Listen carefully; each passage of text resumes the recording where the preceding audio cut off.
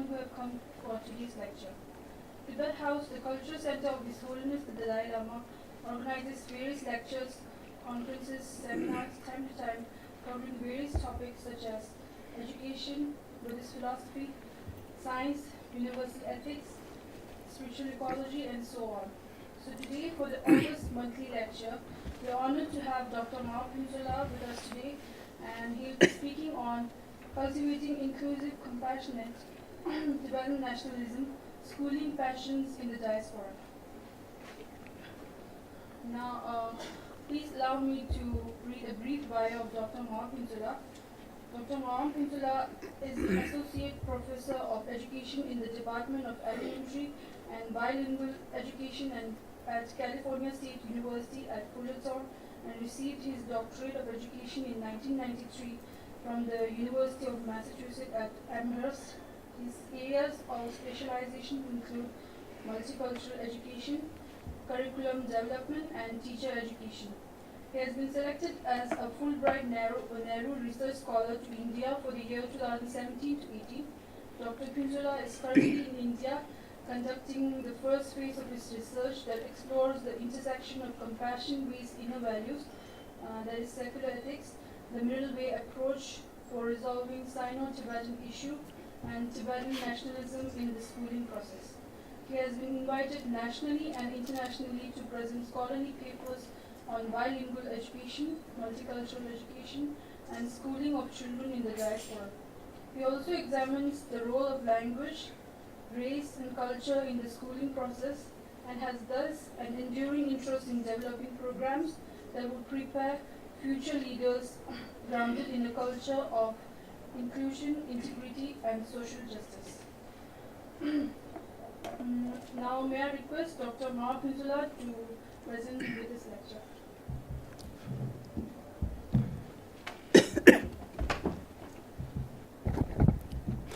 Thank you very much, Tejanla, for your introduction, and also may I extend a very warm welcome to all of you.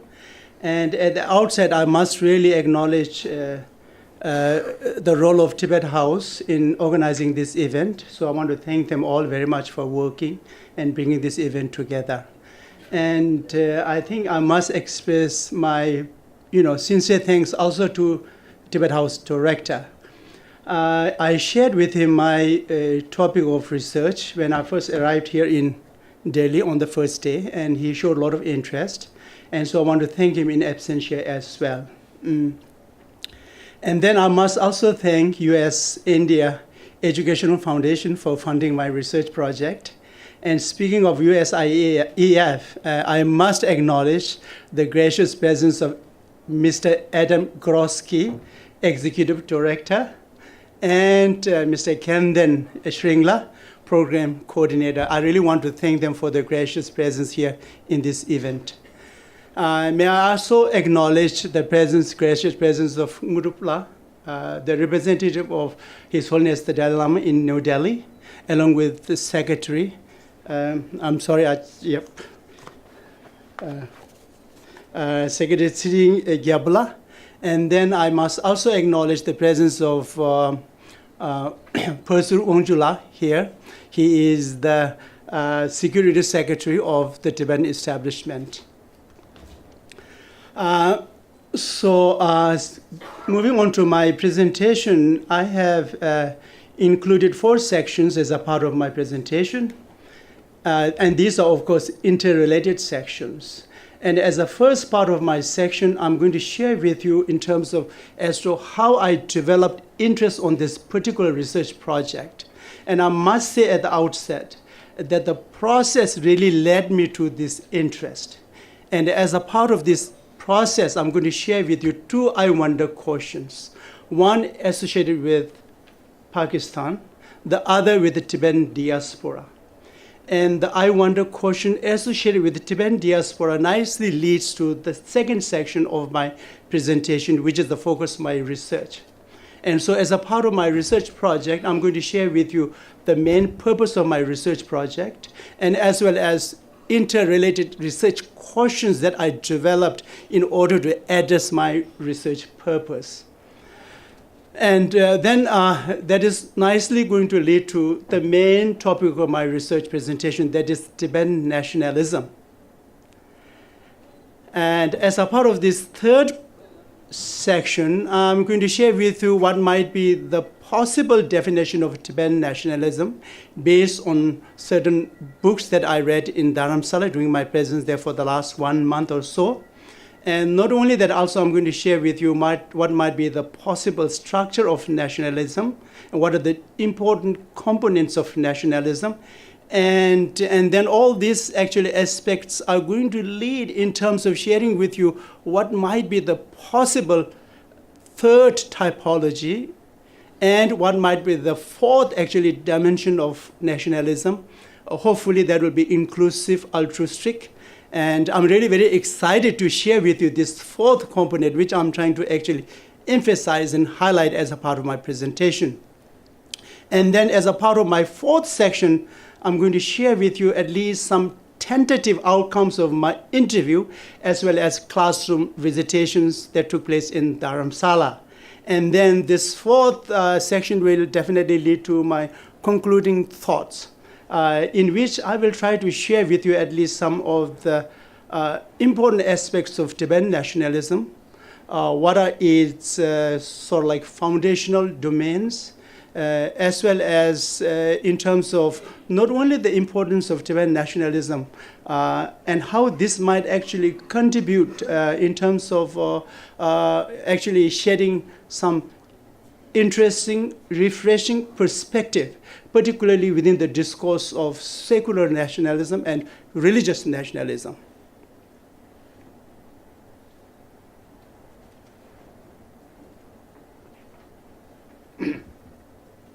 Well, my work has been greatly influenced and by the works of a French cultural anthropologist. Her name is Véronique Binet. And she came to India I think the next one. Next one. Okay, good, perfect. So she came to India to study communal violence that was taking place in the state of Maharashtra, particularly in the late 1990s. She really didn't want to study the aftermath of communal violence, nor the spontaneous eruptions, associated with communal violence.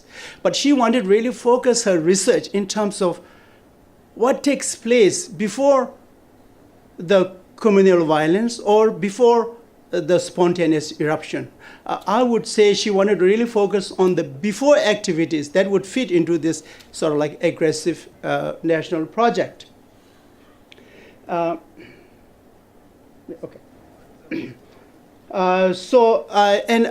definitely her research focus marks a departure from the previous studies that primarily focus on the aftermath or the spontaneous eruptions. So while she was actually engaged in this really intensive and wonderful research project, a war between India and Pakistan broke out. It was called the Kargil War, which lasted about, I think, 3 to 4 months. And this particular war provided her an additional opportunity to really explore the role of educational process in the production and manufacture of nationalism. And so in order to really engage in her research project, she explored, I would say, 3 important interrelated research questions. And I would like to really draw your attention to these 3 important research questions. The first research question has to do with how do structures of feeling come into play in the production of nationalism? The second research question that she explored was how are these structures of feeling harnessed in the everyday school activities in the production of national, local, regional attachments? And then finally, she explored the third question, which has to do with how are these everyday school activities produced, reshaped, and reinterpreted by social actors such as teachers, students, principals, and things like that. And I'm sure these things do not come to you as a big surprise. I'm sure many of you at this point must be nudging and saying, this is kind of known to me and things like that. But credit must be given to Veronique Pene for having engaged in this very meticulous observation of the classroom setting, and then really presenting evidences to us in terms of how these everyday schooling activities are ultimately related to the production and manufacture of local, regional, and national attachments. So really, she deserves a lot of credit for this. She is the one who presented us with a lot of evidences in terms of how these schooling activities are intimately related to the national, regional attachment productions. So I would like to then share with you at least some of the primary important observations that she included in her research project. Based on her research observations and really engaged in very meticulous observation, ethnographic research, it became very clear to her that children were phenomenologically taught to feel the nation within their bodies. See, I mean, this is such an interesting study that she did. How children were feeling the nation within themselves by being engaged in these everyday school activities. And then the second major observation that she included as a part of research study was that production of nationalism takes place very, very early, as early as third and other primary grades. And then the next one was everyday school as well as extracurricular activities such as chanting the national anthem, participating in debates, and going for a field trip. All these things collectively constituted something called cultural artifacts of nationalism. They all actually work together in such a way that children would be taught phenomenologically to experience the nation within their bodies. And then, of course, the final conclusion was that schooling is thus a very important site for the socialization of children for local and regional and national attachments. Now, having read her works actually several times, then this led me to the first I wonder question. Then I began to wonder as to what might be the role of schooling in Pakistan with regard to the production of their nationalism. So I did some research, and of course there wasn't a whole lot of research easily available, even in the United States. But I did come across one research study done in 2010, 10 years later, and this was done by two scholars, Durrani and Dunn. What they did was they explored the relationship between religion and nationalism in 4 primary state schools in one of the provinces in Pakistan. And of course, religion was used as a boundary marker in this particular study. And not only did they observe classrooms, they also looked at the social studies textbooks that were being used in those particular classrooms. And what they found on the basis of their content analysis was that a lot of these social study textbooks described wars, battles between Hindus and Muslims in the past several years. But it was really kind of quite interesting to share with you that in all these battles, this is how they were actually presented. The Muslims were presented as victorious, passionate, and masculine, whereas Hindus were depicted as cowardly, feminine, and defeatist. So I think you at this point get a very clear sense of how these two different countries are depicted in their schooling context, particularly when there is a war between the two countries. So then, of course, this led me to the second I wonder question. So then I began to wonder what might be the role of schooling in the production and manufacture of Tibetan nationalism in the diaspora context. So then I did some research, and unfortunately I did not come across any research that is done within the Tibetan context involving Tibetan children. So then I had to really look for other sources, and then I read the basic education policy of the Tibetan diaspora. I was looking for some, some information with regard to Tibetan nationalism.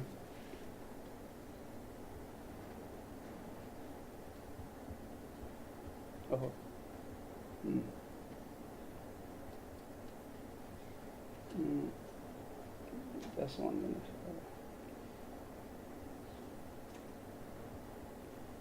Okay.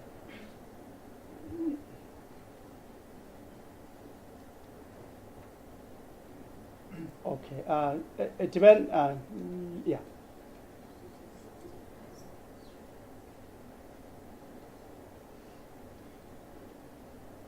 Okay. It is the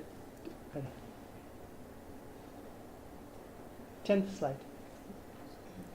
Thank you. I'm sorry for this little bit of delay here. So I looked at the Tibetan education policy in exile, and what was very clear to me was the fact that altruism is the principle that has been very strongly emphasized in the document. So I began to realize that this is actually an important component of Tibetan nationalism. And then look at the second, this was actually stated in the aims of education. The next one, the education must emphasize the need to embrace other beings as more important, more precious than the self, and sacrificing the self for the service and welfare of others. This is actually stated as the principle of altruism. So again, you can get a sense that this particular notion of altruism has been strongly emphasized in the document, and you can see that this is actually a driving force for the Tibetan national identity. Then I looked at this chapter 3, which is the purpose of education.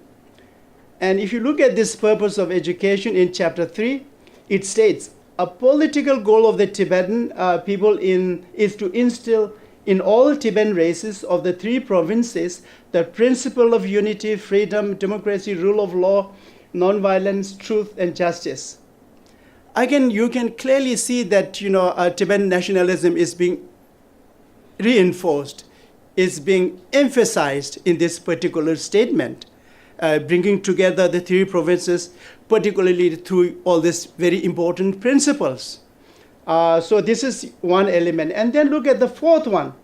The ultimate goal is to transform the whole of 3 provinces of Tibet into a zone of non-violence, peace, to transform Tibetan society into non-violent society, and to lead other people onto the path of non-violence and compassion. Again, a very strong element of altruism, compassion is emphasized in this particular aims of education as well.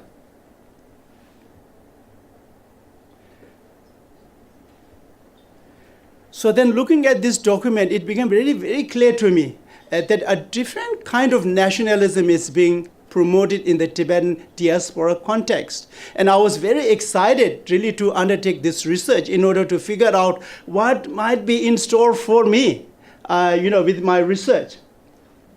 And then also, it became very clear to me that this unique emergence of nationalism can be viewed as very unique, providing a refreshing perspective in the ongoing differences between secular nationalism and religious nationalism.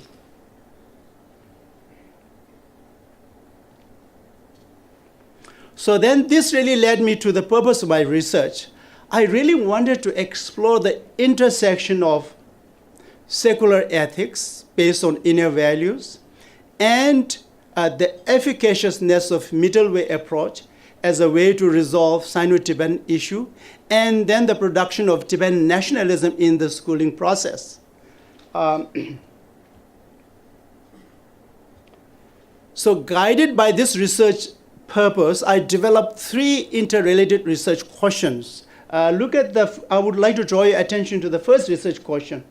That is, in view of the continued occupation of Tibet by China, what are the challenges and opportunities of ensuring sustained emphasis on altruistic principle, continued affirmation of middle way approach for resolving Sino-Tibetan issue, and the production of Tibetan nationalism in the schooling process?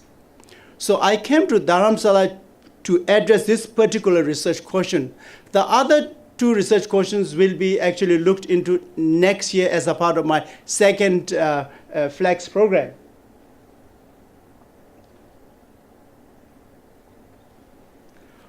So then, in order to address my first research question, I developed interview questions. And my interview questions were really guided by certain concepts. I'd just like to draw your attention to those concepts. First, institutions such as schools are agencies implementing educational directives or principles or policies.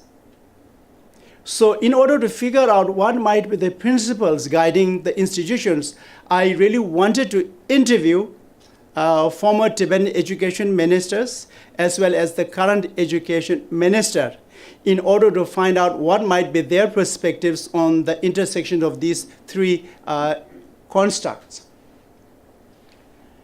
And then again, it is my belief that when students are exposed to compassion-based values, norms, and models of behavior, they're likely to internalize them. And of course, their likelihood of internalizing them is far more enhanced when they are actually socialized in a schooling culture that is taught, compassion-based.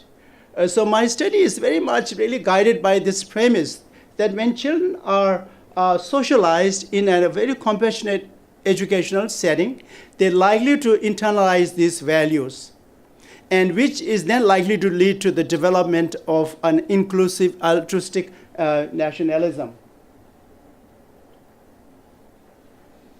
So then, of course, the first question brought me to Dharamsala.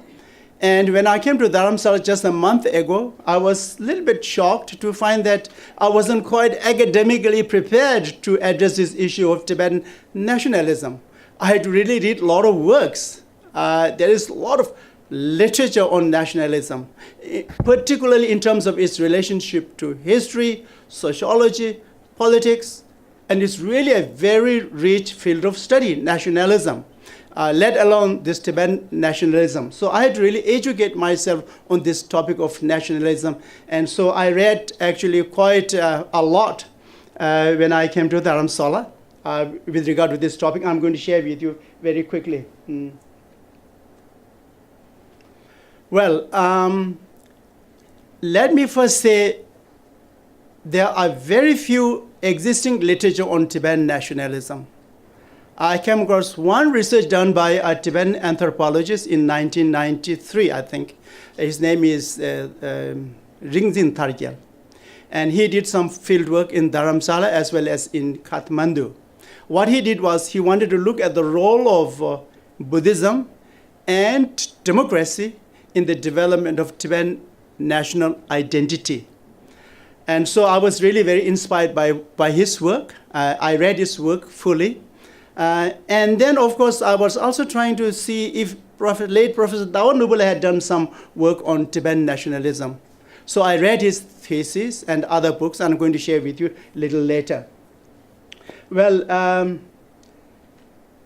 let me just draw your attention to the definition of nationalism itself. Maybe that might be a good way to begin here.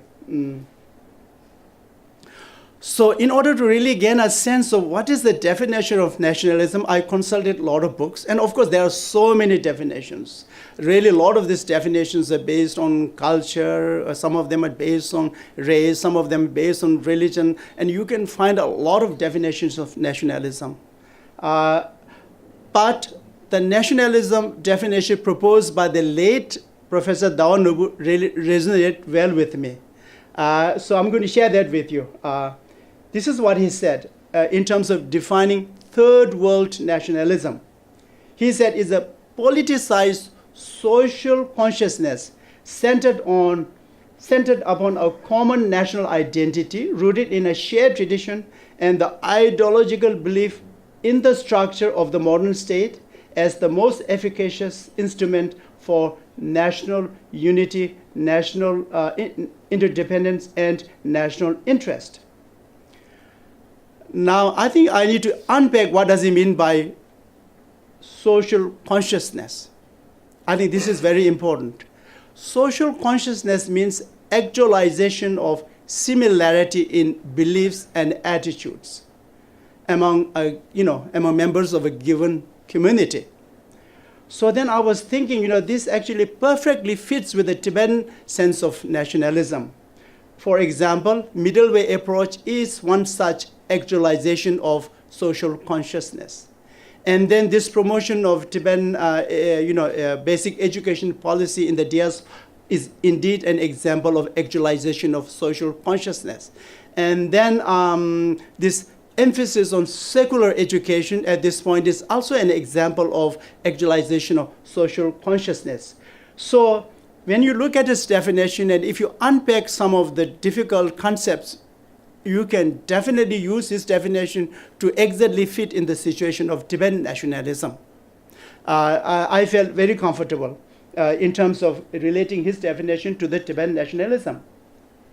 And in fact, because of huge emphasis on secular ethics and middle way approach, as a part of this kind of a Tibetan national identity development, one could also say, the emphasis on binational unity, binational interdependence, and binational interest. I'm going to actually talk about this a little later. I just wanted to kind of bring to your attention at this point since I'm on this particular topic. Now, let me draw your attention to structures of nationalism, according to Professor Darnobu. So I looked at his definition of structures of nationalism. Basically, what he says is there are two sort of like typologies of nationalism. One is, he calls it traditional nationalism, which is based on race, language, religion, and territory, which are like traditional markers of nationalism. So that is one type of nationalism. And he said this is the kind of nationalism you're likely to find in the third world countries. And then the second one, he actually calls it the egalitarian nationalism, which is primarily based on notions of equality, freedom, and fraternity. And he said this is the kind of nationalism most commonly found in Western European countries. So then, I looked at these two typologies or structures of nationalism, and I was trying to figure out if the kind of nationalism that is being promoted in the diaspora, does this fit into one of these categories? It was very difficult for me, and so I kind of like came up with third sort of like, typology, which is kind of like transcendental a little bit in terms of, its emphasis. Since there is a lot of emphasis on altruistic principle, universal responsibility, shared humanity, these concepts are beyond this concept of egalitarian ideology. So I propose this third typology. Yeah. Next slide. Here, third one. So third one is really altruistic based and inclusive kind of nationalism, which is really the purpose of my research agenda at this point. Okay, right. So now he also goes over these dimensions of nationalism. And again, that really concept kind of like resonated very well with me. So I'm going to share what he stated as dimensions of nationalism. Okay, there are three dimensions of nationalism. One is tradition. And so tradition is kind of past-oriented. And he said this is really a source of inspiration. And not only that, it provides a kind of sense of community. And when you say tradition, of course, immediately you begin to think of culture. And then I looked at the way Nawang has defined the concept of culture.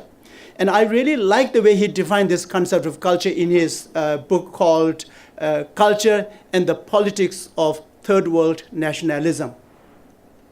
I have come across many, many definitions of culture in my, academic sort of like tenure. In fact, someone would say there are over 200 definitions of culture. But this definition of culture, the one he has proposed, really sort of like stood really well with me. What he said was that culture must include 4 important attributes. The first one is the presence of a prominent religious text that really provides this sort of like core national tradition. And so in the Tibetan diaspora situation, there are plenty of national important religious texts. And in fact, that is going to be my part of research. I need to figure out what are considered, very important religious texts that would really constitute this core national tradition. In order to really, again, sort of like, should I say, look at the notion of Tibetan nationalism fully. So that's one attribute. The second one, a pantheon of cultural heroes. Again, I think in the Tibetan situation, there are plenty of cultural heroes. There are so many of them. And of course, our Lokiteshvara, Annexe, is the most well-known cultural hero in the Tibetan context. And in fact, Rinzin Taiger describes in his research study very clearly. And so this is also going to be part of my research within the next few months or something, to figure out who are the cultural heroes within the Tibetan sort of like national context. And that's one. And then the third attribute is presence of a national language writing system that is not only used for communication, but also it is a very important symbolism of national identity. And so I think it will be really very interesting to investigate, explore, how does Tibetan language actually constitute a boundary marker. So I'm going to, in fact, investigate this aspect as well. And then the fourth attribute is collective social history, differentiating the Tibetan community from others. Again, you can think of culture, social, and things, a lot of traditions. And so really, I kind of liked the way he has defined the concept of culture. And then, when you really closely look at the definition, these 4 elements, these 4 attributes indeed constitute what he calls prerequisites for nationalism. So really speaking, there is a very interesting foundation already in order for us to look into the Tibetan nationalism. So that is the first dimension, traditions. And the second one is interest. Now, interests really include culture and economic kind of interest. And this is particularly kind of like more present-oriented. What are the pressing challenges and issues for the Tibetan diaspora? I think there are plenty of them. I can think in terms of language, religion, environmental issues, and whatnot. There are plenty of pressing issues really, driving the Tibetan nationalism agenda. And the third one is called the ideals. And these are the ideals for the future. And again, in the Tibetan situation, the middle way approach really provides this wonderful template for the Tibetans as an ideal to pursue. And so there are 3 dimensions to the concept of nationalism. And this is what he says at the end. A movement in crisis brings all these above dimensions together as a potent complex compound. I was very intrigued with this particular postulate presented in his work. And then he says you need a charismatic leader who is able to forge all these dimensions together in order to really, become a very strong social force.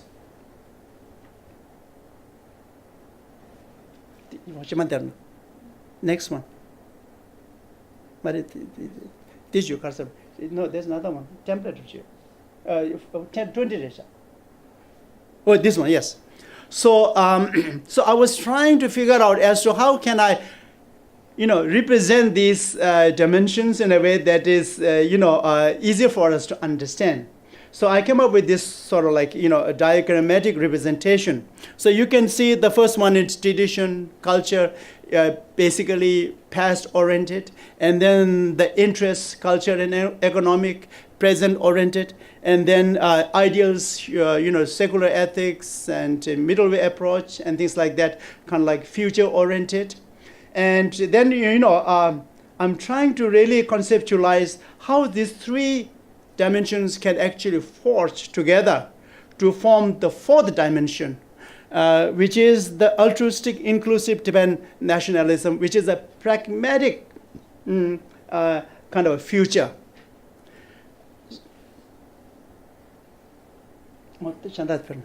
Okay.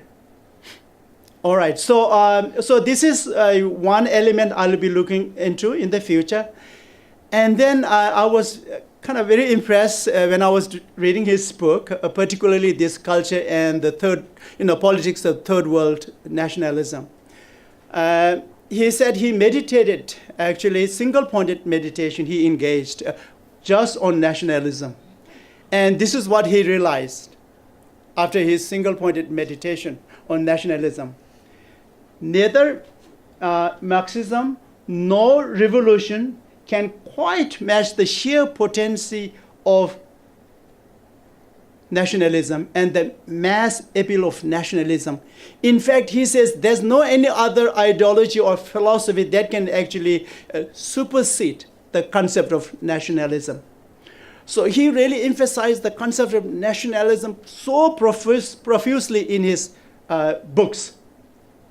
But unfortunately, he did not really connect with the Tibetan nationalism situation. That was a little disappointing for me. I mean, he investigated the role of nationalism and Marxism in 8 different countries as a part of his PhD thesis. And at the beginning of his PhD thesis, he did say that the personal reason was he wanted to really objectively understand as to why did China occupy and invade Tibet. Was it because of Marxism or nationalism? So I was really kind of, excited when I first read this, in his preface, thinking that he might make some connections with regard to the Tibetan nationalism. His PhD thesis is about 700 pages long. And he did so much research looking into this concept of Marxism and nationalism. I mean, really, he has done so much work. I mean, just very excellent work. But he left this Tibetan nationalism sort of like unattended, ignored at the end. So I hope, I may be able to add a little bit, to the things that he has ignored. Okay, so let me move forward because I have a few more things to share with you. Okay. All right, so, no. 21, please. Okay.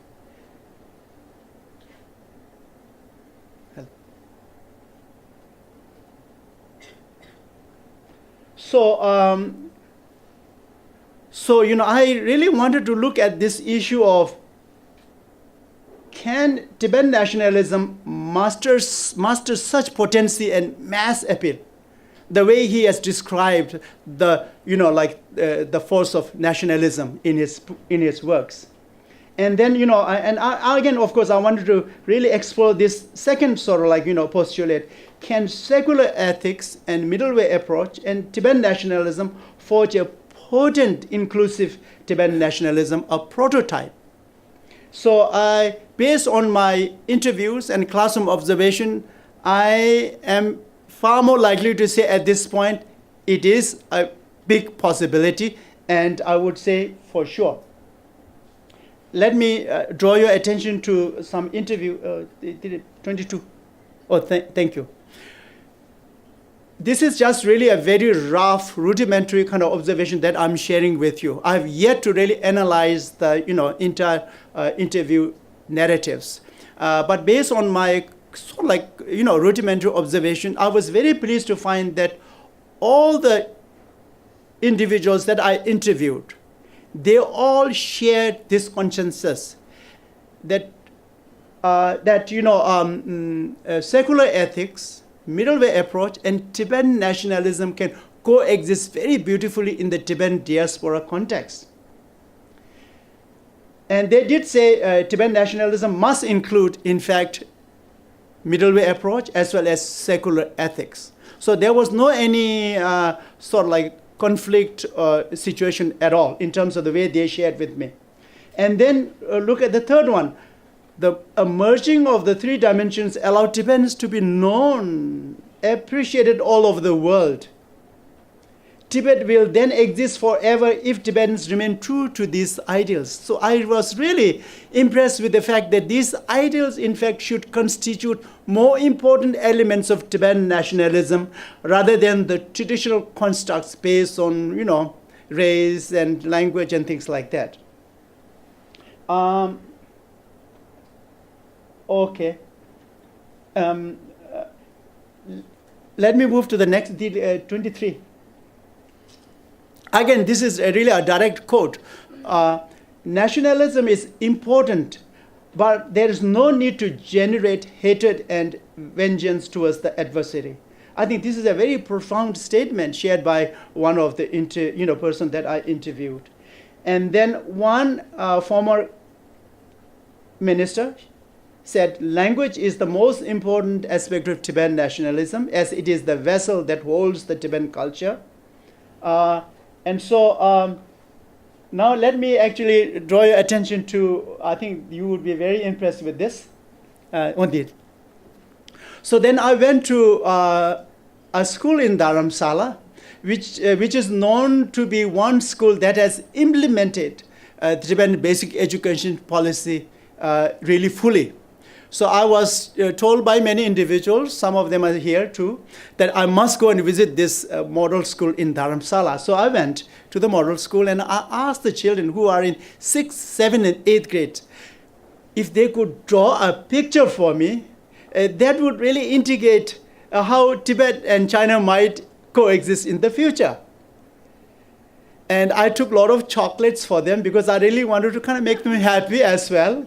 And I gave them chocolates and brought the pens and pencils and drawing what are called papers and stuff like that. So I asked them to draw.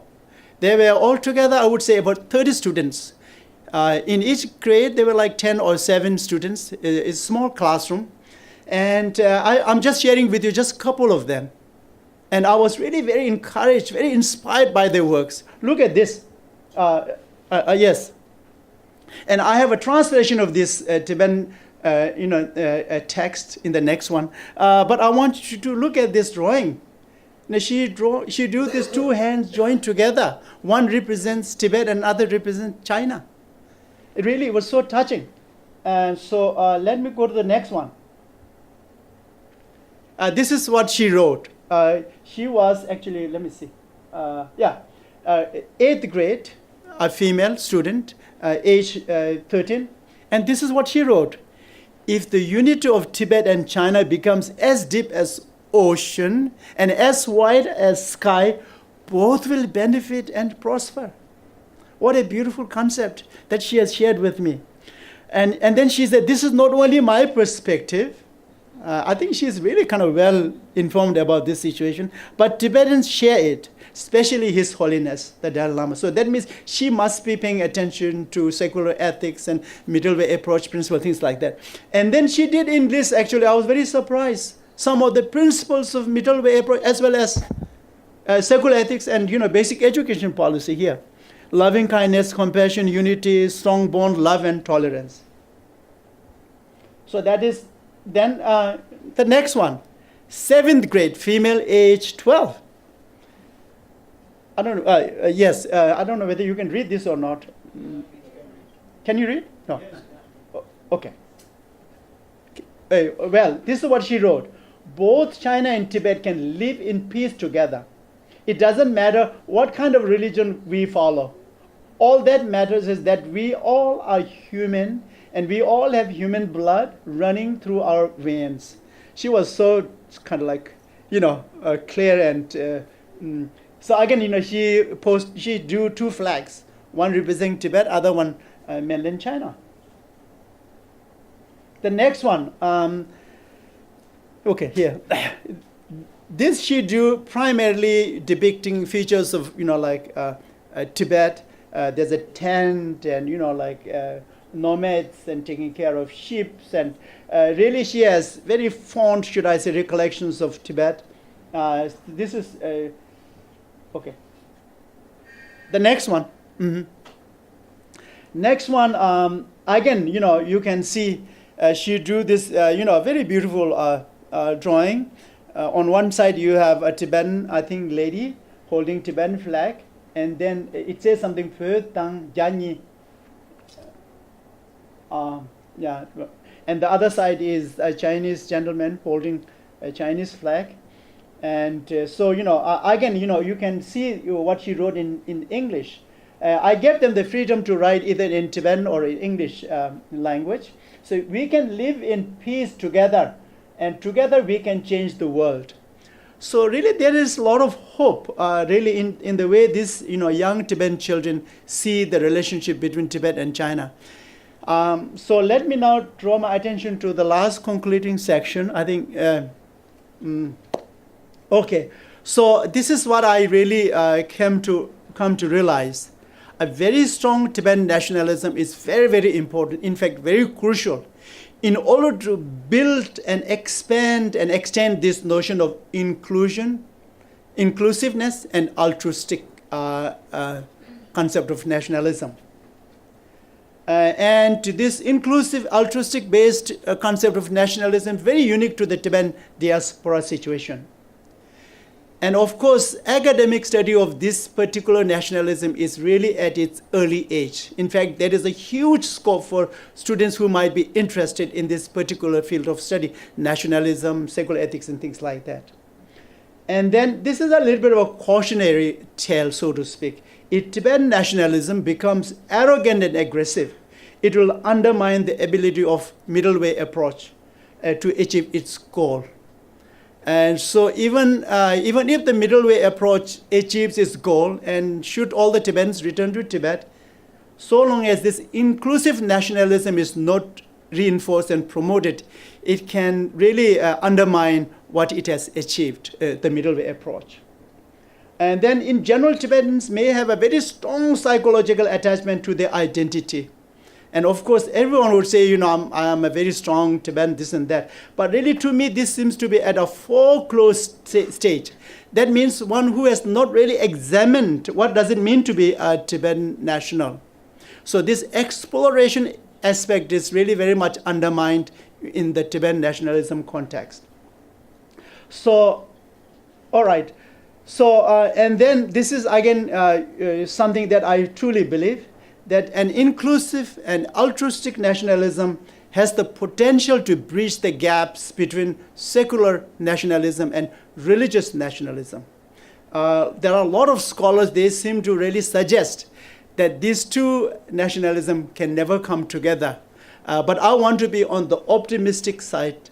I want to always see the glass half full. I think there is a hope in the future. And so, and finally, as I have said a couple of times, an inclusive nationalism grounded in altruism is essential for the success and the continued success of middle way approach in and outside of Tibet. So I think I'm going to end my presentation. I think it took a very long time. But at this point, maybe we will, I will, entertain any questions you may have.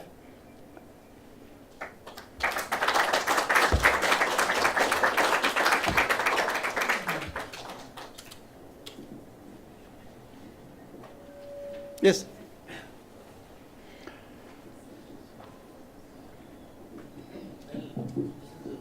Professor Bhagri, S.S. Bhagri, Rector Institute of United Nations and UNESCO Studies. Mm-hmm. Institute conducts a course on UN and international understanding. I designed it 35 years ago. Okay. anyhow, one of your question is that China grabbed and gobbled Tibet because of nationalism or because of Marxism. Mm-hmm. You remember Mm-hmm. in history, Napoleon in 1815, he marked that China one day can attack India. In 1898, Swami Vivekananda again predicted that if and when British leave India, there is every possibility of China invading India. And in 1950, Sri Aurobindo also forecast about the evil designs of the dragon, Mm-hmm. casting its covetous eyes on the sacred soil of India and Tibet and all that. So, all these predictions made in history, that is a different thing. Our rulers did not pay any attention to these historical facts. As a result, we suffered. So, then came Marxism in the 19th century. So, do you think that the Chinese onslaught on its neighboring countries, China has occupied 14 neighboring countries. Mm-hmm. 60% of the area of the China is occupation. And Tibet alone contributes 25% to the Chinese area. Mm-hmm.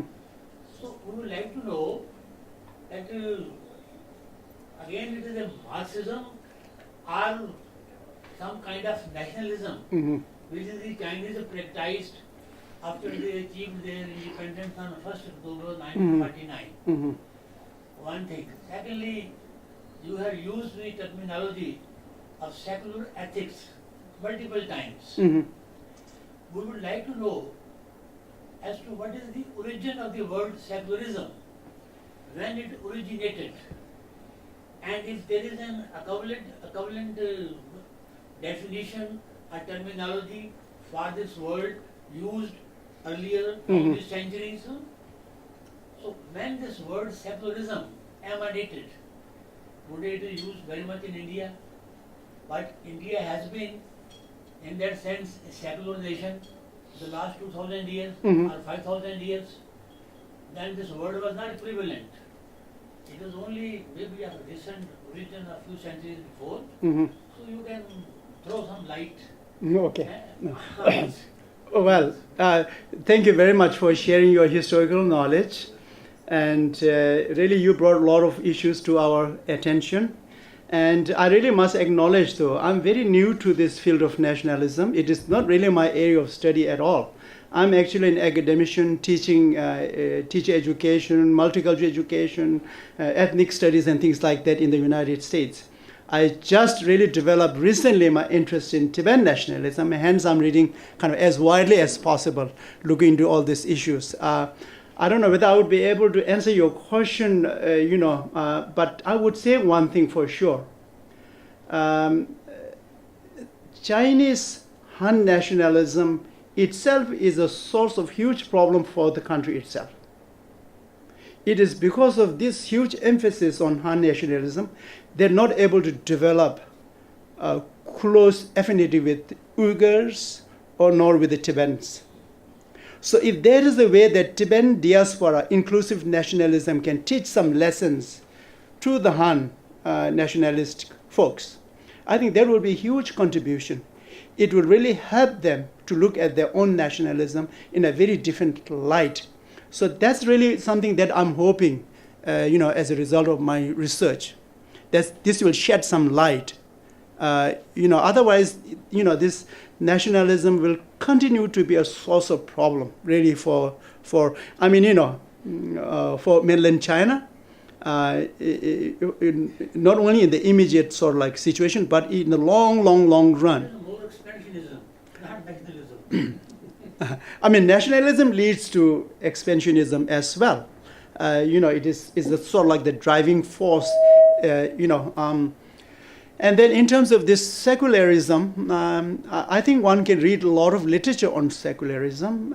His Holiness has very often said that India is really a primary source of inspiration for this concept of secularism, whereas in the West it has a slightly negative connotation, in terms of its sort of like direct opposition to religion.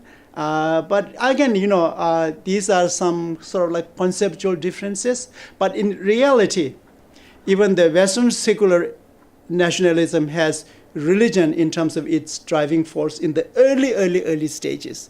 But now this particular concept has been relegated, has been undermined, because some scholars tend to really emphasize secularism to the extent that religion becomes invisible in the discourse. So, I think, yeah, okay. No, I have three clarifications. Okay. First is, would you interchange nationalism with radicalism? Oh, okay. Would you like to interchange these two? Well, yeah. Because why I'm asking you this question is because you started off with Veronique Benin and then Right. came over to went over to Pakistan, then came back again to Right. Uganda. Uh-huh. And then when you read out here, your basic foundation appears to be the MWA, the middle way approach, which precludes the two basic premises that you had borrowed from Veronique. No, you have to have a Big Bang sort of a thing of either a communal right or a Big Bang aggression, things like that. Okay. So that's lost sight of when we come to the middle way approach here, because the current situation that you have here is something which is of middle way approach. First for some time, if you put it in 2017. Then what really comes about here is that the passion in the diaspora is the Indian context that we're looking at, because Tibetan diasporas are there all over the world now, post 1950s. There are all over the place. Then the schooling dimension that you're talking about has to be that specific to that nationalism under which that diaspora is existing. Okay? Right. So do you have a scope of either delineating further in this diaspora, saying that okay, this is the Indian Tibetan diaspora in India, or Tibetan diaspora in, let's say, for example, in Switzerland or in Europe or in American context, in North America? Right. Because the context then definitely would change. Right. Would change. Now that's precisely the point which I was making. If the nationalism dimension is taken, because what the current contemporary interpretation of nationalism in India is being equated with radicalism. Okay, so I'm slightly cagey about using this word nationalism in the context, because I would definitely be told or would be followed and would be questioned and things like that. So if I can suggest that take the nationalism word, either modified with some more secular word. I'm not going to say that, okay, what is the history of secularism, who invented the word, and what is, no, that's not, it's here. Because His Holiness purposely uses the word secular ethics. He uses it, and that's in a non-religious context that he uses it. Okay. So I was just wondering if that's the scope that you have. Okay. Veronique Binet actually inspired me to look into the schooling process.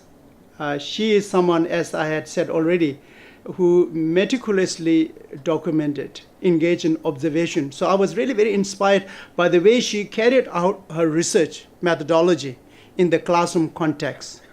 And, so that sort of inspired me to use the some of research methodology that she has used in her studies.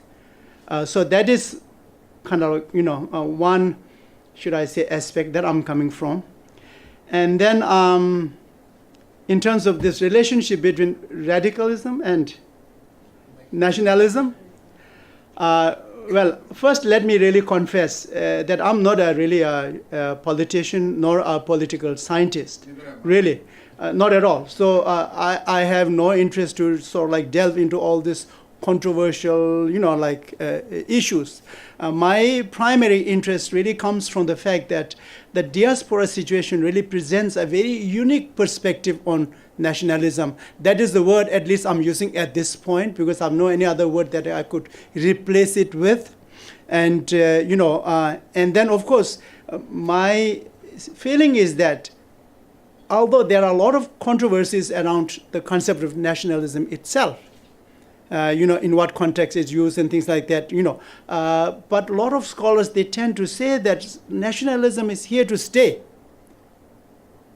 It is not going to go away at all. In fact, you can see, the resurgence of nationalism in recent situations in England and things like that. So I am really hoping that my investigation in the Tibetan diaspora situation, located primarily in India, because this is where the majority of the Tibetans live, and majority of the Tibetan children go to schools in India, scattered all over India. So this is really my primary research site. Although, as you said, Tibetans exist transnationally. They're all over the world. We have many students in the United States and whatnot. So that could be another kind of study altogether, to what extent Tibetan nationalism, in fact, influenced by all this different social, cultural contexts transnationally. I think that would be a very exciting, interesting study. But for me, really, it just, I got so excited. I thought I found something very refreshing and very exciting. And so, I hope I can keep my momentum as such. I don't want to be really kind of like bogged down with this notion of radicalism, and that will make me very depressed. So I want to stay away from this, but I would like to really focus on the positive aspects of what I might find based on my investigation, particularly huge emphasis on secular, actually kind of like compassion-based, altruistic-based type of, values that are promoted in the Tibetan schooling context. And then this middle way approach, again, I don't want to get into the politics of this whole thing, but for me, this provides a wonderful avenue to resolve this long, simmering, kind of like, Sino-Tibetan issue. If one problem is solved, I think that would be just wonderful, really speaking. So I'm hoping that this middle way approach will again provide some template for all of us to really, how we can resolve problems, issues. So my, again, thinking is driven by this positive aspect of middle way approach. And, that there is some potential, there is some, some template, some lessons that a lot of other people can benefit, because there are so many problems in the world. So if there is one perspective that might shed some light, whether the groups benefit or not, at least I think that is a really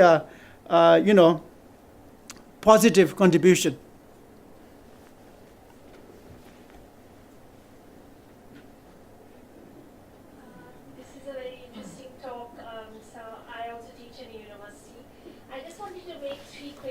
Mm-hmm. One is definitely taking on from George. I would also avoid the term nationalism. Okay. Because I was thinking, reading your slides, if I look at it in the context of what is happening in India today, if I'm speaking freely, in terms of a majority religion or any kind of, the connotation of nationalism, radicalism, and where it's headed, I think it is very different in the Tibetan context. Mm-hmm. And linking back to your point, I don't know the author Nobu La you mentioned, but the reason he may have focused in his thesis so much on the Chinese end and not the Tibetan end is precisely because in Tibet, and this is my second point, that although you mention a lot about altruism and secular ethics and middle way approach, but I would say it is so deeply grounded in Buddhist philosophy, right. Mahayana philosophy, that at one level, in this context, to divorce it from the religious angle is very difficult, right? It's completely interwoven. If I was reading about any other religion, that secular ethics and middle way approach, I would then say that these stand independently. But whether it's in the context of TCV school education or anything else, I think it is so interwoven and the endpoint is so different.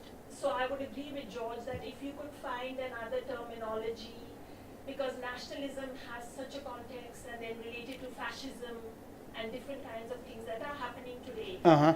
And my last point, G, would be that how, if you could look at youth, Tibetan youth beyond schooling, and how is that changed? Because if you think of the recent self-immolation in Sarnath, or how when they go beyond the schooling level, what is the experience of Tibetan diaspora and youth and that demographic, and how do they feel about, that would be very interesting. But I speak with less knowledge, so. Okay. Tibetan middle way approach would be the Uh-huh. most Okay. So you think that's a term? most positive Okay. to get your Okay. research agenda Okay. Okay. accelerate to its end. Okay. Yeah. One last I will definitely think about this. Yes, Adam, I think you. One last Oh, huh? I would just offer a different, I understand where Okay. my friends are coming from here, but I would offer a different way of looking at it. I would say that there's no harm in using the term nationalism if you're comparing it to more radical Right, right. nationalism. Uh-huh. So I think that this is a unique, as you're Uh-huh. calling it, compassionate Tibetan nationalism. Right. So if you're juxtaposing it with other forms of nationalism that are coming, I don't see any danger in that term. I think as long as it's defined, I think it's fine. That's my take on it. No, I'm sorry. Tibetanism, Tibetan philosophy it's counter to the whole issue of radicalism.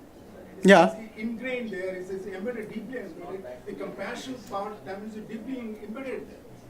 You just can't be saying that I'm taking these two radically opposite. Right. You're losing sight of the Tibetan whole question of compassionate Tibetanism. I made vast study in India and the United States, and you have made plenty of peregrinations, visitations to different countries. What is your latest opinion as regards the current system of China? That is, when do you see or predict the demise of communism in China? I Okay. Okay.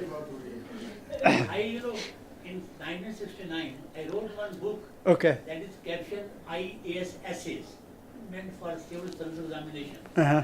So in one of the essays, which was on Czechoslovakia, I inadvertently mentioned about the Chinese communism, that it was nowhere at the turn of 20th century. It will fizzle out at the fag end of 20th century due to many reasons, which His Holiness also explained while he accepted the International Prize in Politics from Mrs. Sondi. So he explained also the reasons why the communism will fizzle out.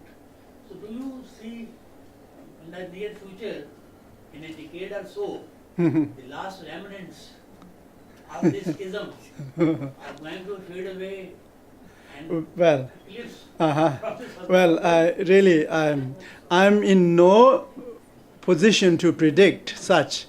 Nor have I the academic, or the political background to predict, such events. Really, of course, I will also avoid making such predictions. I'm not at all qualified to make such predictions, and but I'm glad you did make some predictions, and I would love to read your works. And yeah. 1969, 70, it happened 20 years late. Okay. But it did happen. Okay. Yeah. I was very young, Yeah. Okay. Okay. So yes. I think we have some more questions, and so I don't know how to. Yeah, okay. Hello, thank you for the talk.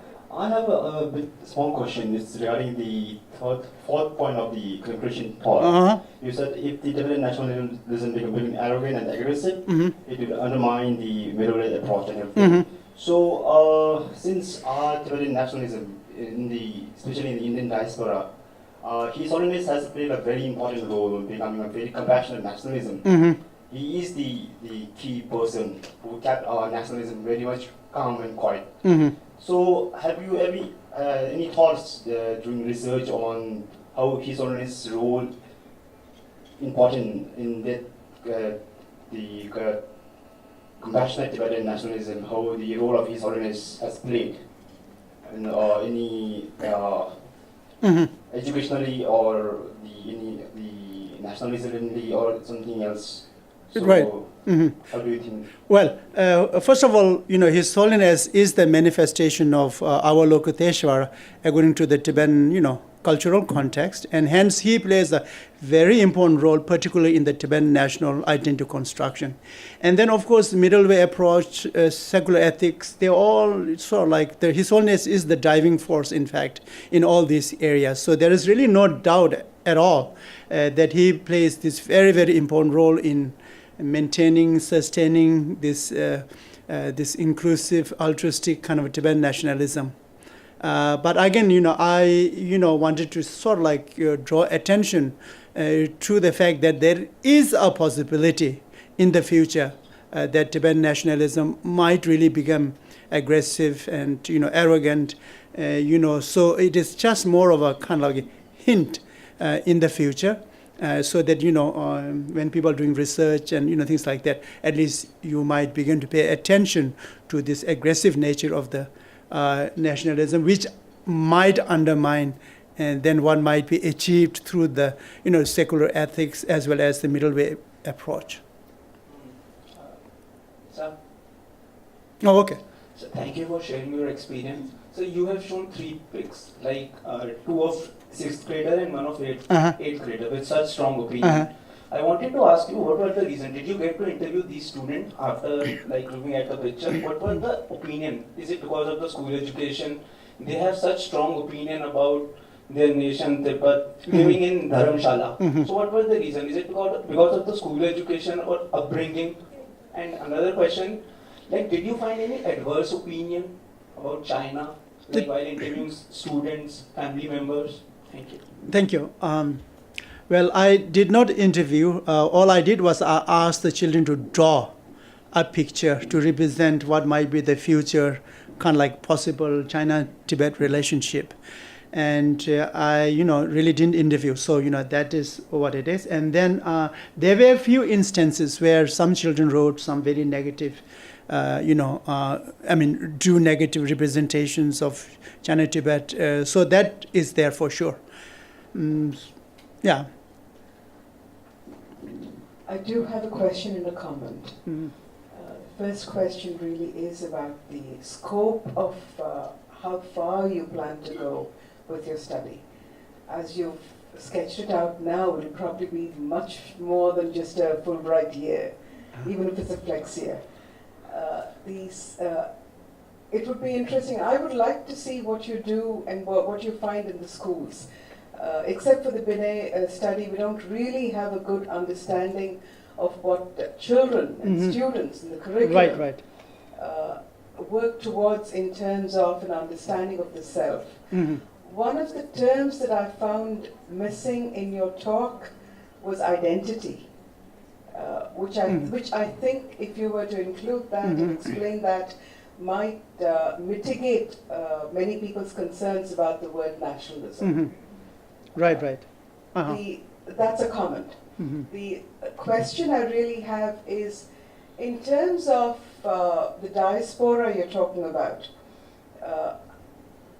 while it is definitely influenced by the schooling that happens in the different contexts, how would you negotiate that in terms of lived experiences, in terms of curricular experiences, and in terms of schooling philosophy? And I'll take the US now. The difference and the commonality that we find between the growing emphasis in the US on the kind of radical nationalism that we associate with India, how would you negotiate that? Or are you planning to focus on a particular context, a particular country, in a particular... Even in India, the nationalism as it is seen in the north is very different from how it's negotiated in the south of India, in some of the states there. So I was just interested. First of all, I want to really thank you for offering that suggestion. In fact, Tibetan national identity and nationalism, they are more or less synonymous, really interchangeable. But you're right, identity might really help me capture the essence of nationalism, in fact, far more powerfully than maybe nationalism itself. Because you can kind of like deconstruct the concept of identity and ask children, what do they think about their identity? So then they might include nationality as a part of the identity as well. So I think that might help me in the future. And then, I'm actually really hoping to kind of write a book, just really looking at these Tibetan national identity issues. And first of all, I want to also get a sense of, as I had already said, who are the cultural heroes, for example, that would constitute at least important elements of identity. And then what are the important religious texts? And there are so many texts, and I have no idea, what would really constitute an important text. And then, of course, also this, this idea of language. So really, I'm hoping that I would actually unearth this Tibetan national identity based on the perception of children. I would like to base my, research on the basis of the perception of the children. I want them to define what it means for them to be a Tibetan or otherwise. I don't want to impose my, sort of like a construct of nationalism or identity. That would really, would not be helpful. So I'm hoping that, as I shared with you some of the examples, they almost defy our concept of nationalism. I mean, really, they kind of like take us to a different level. And so I'm hoping that these children will, in fact, gently lead me to discover this new phenomena that I'm trying to unearth. This inclusiveness, altruistic base. I think that would be a very powerful message, really, rather than, basing my notion of nationalism on some other scholarship, because they tend to be so territorial. And really, they're so territorial. You can be so bogged down under their sort of like discussions and debates, and one might lose the essence of one's research. So I am going to be very, very careful in the future that I'm not really totally kind of like lost in this jungle of, idiosyncratic, constructions of nationalism, radicalism. And that would really take me, I don't know, my whole life might be like, really spent just trying to figure out. But I hope children will help me.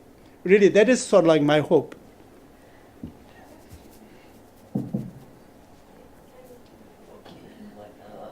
My name is Phuntsog. I am from Hindu College.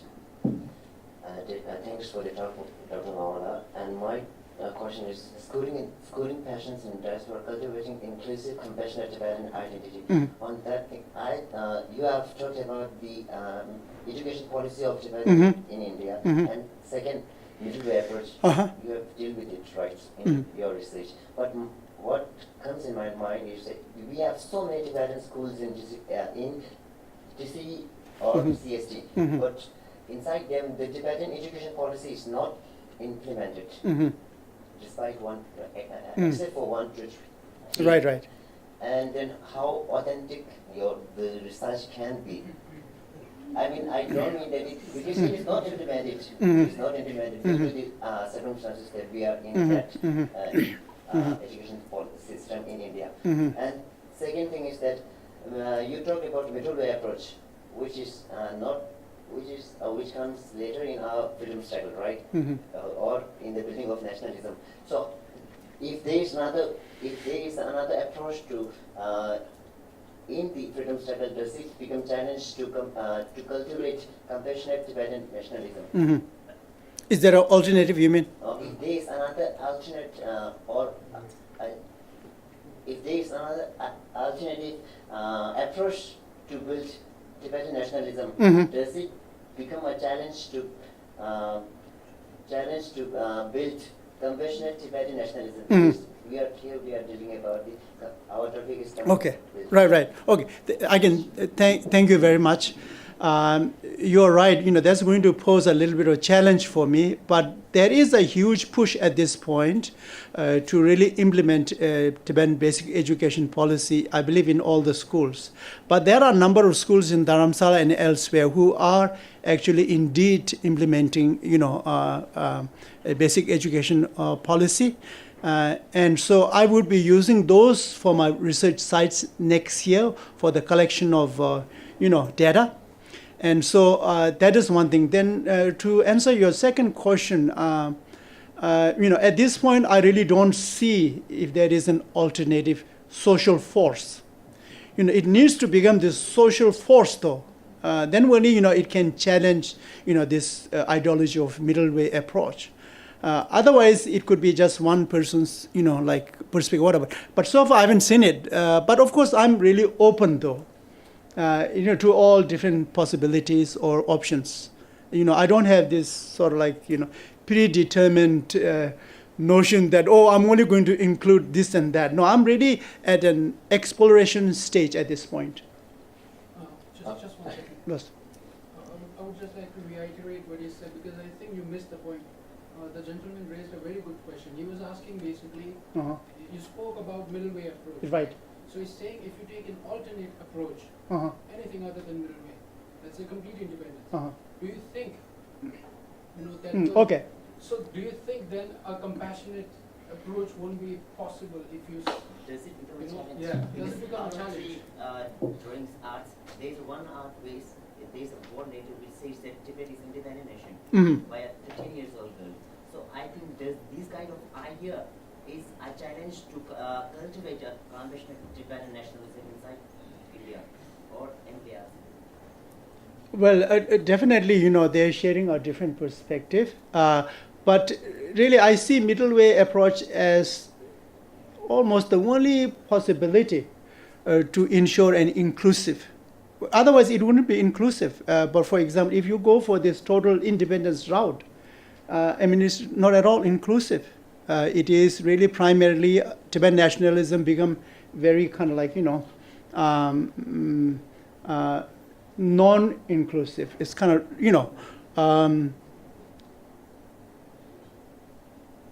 and again, as I said, really, I'm going to be very vigilant. I'm going to be very observant in terms of what might transpire, when I undertake this classroom observation. And then, of course, I'm going to interview students and teachers alike. I'm not just going to purely base on the drawings themselves. They would be just one source of data, one source of information. And, I need to triangulate what I observe. Am I right? To make sure that this is really authentic. So when you say authentic, an authentic research can be carried out in some selected, sort of like randomly selected couple of sites. You don't have to have this huge sort of like, mega research site. But if it is undertaken, methodologically, carefully, and planned thoroughly, it can be, considered as a serious research undertaking. Thank you for your talk. And I have 3 cases. First, when we talk about Tibetan nationalism, I think that Tibetan nationalism is sustained in 2 places. One is inside Tibet, Tibet, and one is in India. And other diasporic countries, it's very minor. These 2, I think, have you make any comparison between inside Tibet and in India schools? And then the second case is right now they talk about they compare Tibetan nationalism with Indian nationalism, and that's you can make comparison, but you should know one thing very clearly. That is Tibetan nationalism is a nationalism without any nation. So our nationalism cannot be bullying or very boastful or all those negative connotations. I don't think it can Right. It's very, Okay. Then the third point is like Tibetan nationalism. It's our like, consciousness. It's imbibed in our consciousness because of like past. In past we have our own country. There was a time like when Tibet was independent country. Okay, now in present we are struggling, and according to you, it's like middle way approach. We are not going to become a like, separate nation, but our nationalism has like, in future we are going to. It's like we will be under the Chinese. Like we will get autonomy, but not nation. So there are three paths we have, and right now struggling, and in future, we are not for nation. So your kind of nationalism has to be like more. More you can you have to deliberate more on that. And yeah, thank you. Okay. Of course, I haven't done any research with regard to the way nationalism might be perceived in Tibet. I have no access, nor I would be able to visit there. So that's kind of clear at this point. And then, you did raise this question, how can we develop this notion of nationalism without a nation? But when I really looked at the research done by some other folks, I was very impressed with the fact that His Holiness was particularly vigilant in making sure that nation would exist without a territory. He established a constitution, I think in 1963, and then this was followed by a charter of Tibetans in exile, and then there is this basic education policy. And so all these are really indications of nationalism. And not only that, he has democratized the election process. So there is this election, which is like any other election taking place in the world, whether you have a country or not. So all these are very important symbolisms of nationalism. So I think one should really take pride in the fact that, he has done all this stuff. Really, just quite amazing. Such a far-sighted individual His Holiness is, in terms of building a nation in the cloud, almost. Am I right? To use the current jargon, it's really building a nation in the cloud. It's quite amazing, and people are paying attention. Really. The lack of territory has not prevented, from a discussion of Tibetan nationalism or Tibetan issues in the international context. In fact, middle way approach has, gained more access than ever before when Tibet had its own huge territory. So the loss of territory has not really undermined or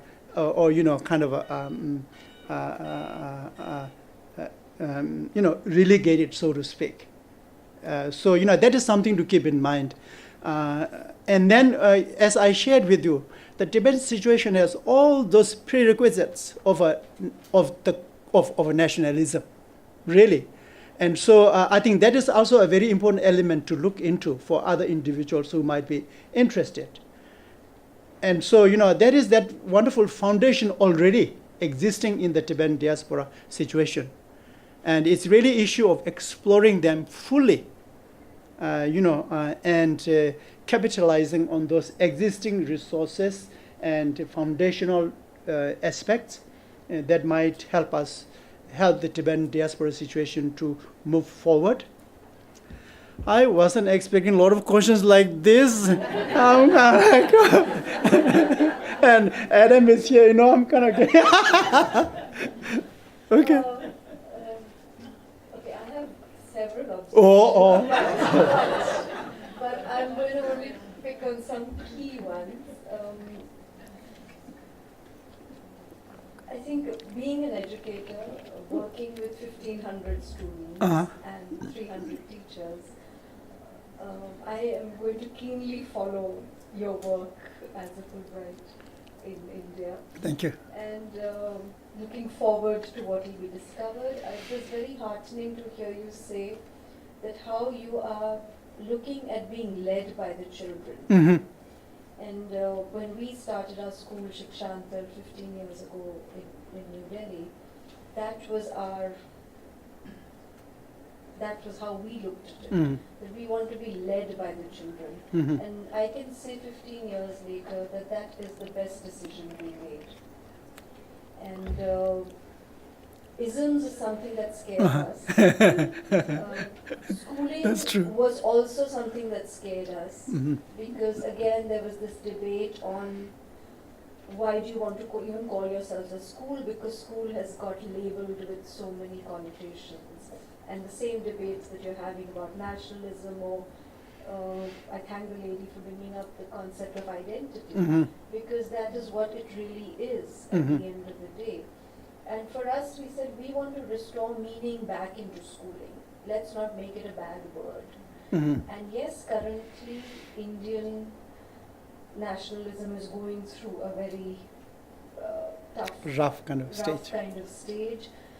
But it's good for us because it makes many of us, at least civil society, redefine what it means to be an Indian. Mhm. Again, it's a sense of identity Mhm. which we're looking for. Now, if I was 25, then to believe in a country, in a nation, the cloud would have been very difficult. At 50, I believe in it. Uh-huh. And I see more sense in it. So I can understand the restlessness of youth to say we want full independence. Mhm. And at 50, I can also see your point that what you are doing and what His Holiness is doing is making an identity, creating an identity without physical Right. space. Which Borderless. is wonderful, which Mhm. is the way the world needs to exist, Mm-hmm. which is, Mhm. which is inspirational. Because it is this physical boundary which has led to so many wars and led to conflict. Mm-hmm. We were probably more peaceful when we were nomads Right. as a human race, Yeah. when we were moving from place to place. So to create that balance, I think is a challenge. Mm-hmm. To create the balance between the aspirations of the Tibetan youth, which is also very real, Mm-hmm. and to create a sense of identity. So all I can say is we are with you in it. Okay. And, Thank you. We understand the complexities. Thank you. Thank you. And we feel privileged. I would like to speak for many Indians who I know. We feel privileged to have the opportunity to interact at this level, which we would not have done His Holiness not been in India. Let's face it. Mhm, mhm. It is a huge privilege for us to have him here and have all of you as part of the community, because it's given us the opportunity to also raise ourselves Mm-hmm. in many ways. Mhm. So we are following this. Oh, thank you. Thank you very much. Thank you for coming here. Thank you.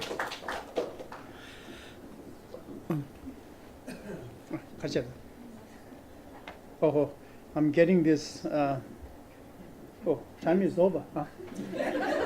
So, I got this ultimatum though from the organizers of this event. Oh, okay.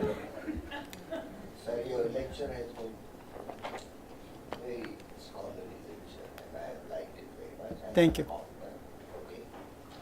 Now, one thing is very certain in our lives: the language we speak in is what my impression. Mm-hmm. You have a language of your own. I have a language of my own. Mm-hmm. Other than the English language in which we correspond and we communicate with each other. And let me tell you, we can get misled if we use English language. I believe in cultivating inclusive, compassionate nationalism. Uh-huh. These are three such bombastic words in English. Uh-huh. And if you go to translate it in your language or in my vernacular language or in my Sanskrit or in my any other thing, I can tell you the meaning would be drastically different. I tell you what is inclusive. It is in the eastern part of the world. Inclusive means either it is philosophical, either it is religious, either it is spiritual, or something related to that. When you talk of compassionate, this is compassionate English. I'm talking about the local ethos of the Eastern mind. What is compassionate? Forgive and forget. Are you going to achieve your targets with these words? I doubt. That means the language, the wordings have to change. And what is nationalism? I, for one, I just say I'm common, is simply bloatedness. In India we call it, it is bloatedness. Bloatedness means with all the airs in the mind. Am I going to be an achiever with all these things? If I am very religious, let me tell you that I am inclusive, I cannot achieve anything. All the religious people are in their ashram. What are they doing? They are not on the streets. Nationalism demands being on the street, being a bloated person, having all the spiritedness. I would rather say, let it be within the spiritedness. Compassionate, forgive and forget. That is the real meaning of compassionate. So, this is as a commoner, then something should be, if you have to word it, in the present day world, it should keep in mind whether our words are communicating to our young people. People of my age, how does it matter what is written there? It doesn't matter. And people above 40, above 35, it doesn't matter to them. They are totally stuck up now with their words. Yes, thank you. Stuck up. Right. It is the people, as the educationalists have said, we have to impress upon them what is inclusive, Be a spiritual, be a religious, be a very spirited person, but be a spirited also to attain and achieve at the right time when it comes. They are highly spirited, Tomorrow you tell them to take the baton in your hands and do something, Okay. they will do it. Right. Thank you. Yeah, I will be paying attention. For sure. And then, of course, when I talk to the children, my language is going to be very, very different. I need to talk to the children's level. But at this point, I was trying to present as if I'm very scholarly. That's about it. And so, otherwise, if I don't use this kind of like, jargon, people might not take me seriously. So that's why you guys are here. So thank you. Thank you very much.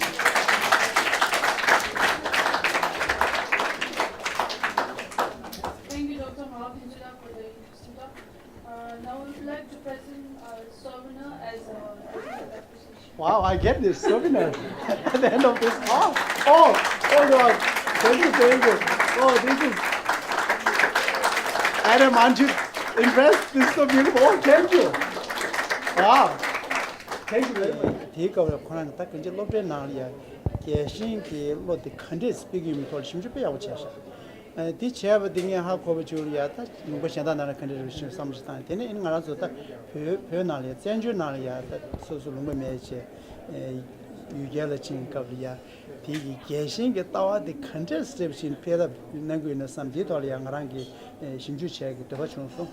인디네 디기 토리에 심주 체베 내주되는 균 민도 현다 균란 배지 낭 문두스니 디오르 치레샤 파바도 슌게 나리아 롭데 나리아 아 딘데 손자 마랑기 셈이야다 디도 심주 체 개침 슈레샤 이니 다는 시기 지 갈수 땅안 좀 남기기 우메 람시에든소 지금은 전에 미 유튜브다블이야 디토래 개신들 심주 맞아비나 우메 람디 갈수 딱 컨데레 치네요 삼 타와르체 인터넷 다 가지고 가서 세준기 디레아 미스터 세네틴 알야 뭐냐 타니 참제 땅 인터넷 가서 세와 메베 타와 땅 인터넷 지기 가서 그래 랑게 샴팜 가서 어디게 슈좀 스티나샤 틴더 선생의 섬들이야 된소다 지금 아주 퓨베기 계신 더 데베 따웨 놀이야 지 근데 지구나 삼체 타와르 체제 틴더 선자 된소 숨부터리아 심주체기 삼르 타부딘데 스텝스 우메람 인터넷 여럽주선 인터넷 계신다와 된소 있는 제베 말한서 시리 가는 넘버스 툴 컨데 주시나 디지 지지리아 감녀를 지구나 양면지 견다르 체제 중에 토네 이니야 계신 토리아 느껴르 중간에 딘데 토리아 지 도자르 중제 인데게 딘데 콘데 컨디슈비 인양 중소 때네 대지 저 저기는 비슷해 때나 계신기 따와진단 쇼가 네 지금 우리가 지금 너무 힘을이야 아니 간데지지야 산데서 가서 알레 디 안다 안주기 디 가서 딱 캐만 다운도 불러 송샤 세우찬 지금 고객가 중 먹으면야 아주 계신 세대 돌시 우치기 삼당과의 균 내주 참여도 인디 줄이야 인에 가서다 표대 야월 칭의 줄이 신의 오다 니도 마선 세제제 계신기 삼로디 고추야 탕보디 권한 제나 디가 권한을 딘데 중수수도 다는 신 아주 비미션다 소리 베지디레스 베지 슈처버스도 원딘데 트레샤 1959 고추 지마 인터넷 디스 컨디션인데 다 계신발도 계급 소소의 최다 되게 caption 샤니 계신발 대세 자나다면도 만지기 베베 계신발데 신다다 개발 가르치기도 다 대신에 쉬우는 시르비시 세베 계신 토리아 삼당다 내주 담다 망고시라도 점내나리아 다 이내 나랑 단대직 심주 지야들이야 안수그 퓨베기 계신데 학바투야 예럽주상 당나시 우메람 텐소베 소 샤는 아주 다 콤바를 준비 지기나 안주 계신데 오늘 갈 수 없다 베 시부지 투모임 베 캐주 야구 시부지 현대 소르샤 딘데 랍쟁기 오늘 좀 따와지라 봐 딘데 손자 디 오늘 전에 점링 현달에 예선발이야 다 캐시 지 갈수로 간조야 지파 우메람토니아 좀레로 파도미네 이내 간주고 삼당단티 저외 겨울음시랑 공시했던 소파 점리 현달에야 오늘 전에 팬도 용야기 람상부질링이 되는 순지 쇼요 책임십 딘나는 로알 마음바 미기드 가르치면나 따제베 미규럽 지 디다 잠물이 현다 나리아 개신 콜이야 뭐네 지금 내주 망부실 때 녀크라 레지나리아 디도 망부 쉬우시도 딘데 손자 땅 안주 그 삼탄다 디 잠물이 현다 메베게 삼로 주여상 디 에니 개신 콜이야 삼단다 슌게 다는시 베네 스든 보이네 폰스 그 삼도 토리 데스 풍기르 드롭이나 디네 만주 갑줄 가서다 슈베게 그대로 찍상도 삼고도 나라셈 딘데 딘데 토네 있는 게 다나 심주로 지기 플러스 땡겨서 또 지치 플러스 그리시